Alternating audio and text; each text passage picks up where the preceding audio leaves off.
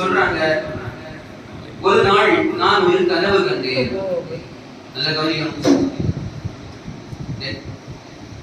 ஏற்கனவே ஒரு சைடு உட்காந்து அடுத்த சைடு கூட பஞ்சு. நான் இரவில் ஒரு கனவு கண்டேன். அந்த இரவில் லைலத்துல் கத்ர் என்று எனக்கு தெரிவிக்கப்பட்டது. ஒரு நாள் நைட்டு ரமதான்ல தூங்கி கிடந்தேன். எனக்கு அந்த இரவில் லைலத்துல் கத்ர் என்று காட்டப்பட்டது. நான் வெளியே பார்த்த போது மழை பொழிந்து தரை ஈரமாக இருந்தது. அப்போது நான் அந்த மண் தரையில் தொழுதேன். நான் சுஜூது செய்து எழுந்த பொழுது என்னுடைய நெற்றியில் தரையிலிருந்து மண் ஒட்டி இருந்ததை நான் பார்த்தேன்.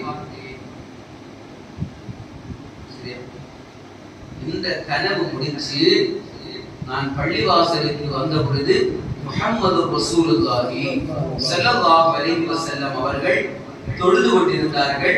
அந்த நேரத்தில் மழை சாரல் வந்தது. பெருமானார் ஸல்லல்லாஹு அலைஹி வஸல்லம் அவர்கள் சுஜூது செய்துவிட்டு எழுந்த பொழுது பெருமானாருடைய நெற்றியில் நான் மண் துகள்களை பார்த்தேன். அதனால 21ஆம் இரவுதான் லைலத்துல் கத்ருடைய இரவு என்பதை நான் விளங்கிக் கொண்டேன்னு இந்த சஹாபி சொல்றாங்க.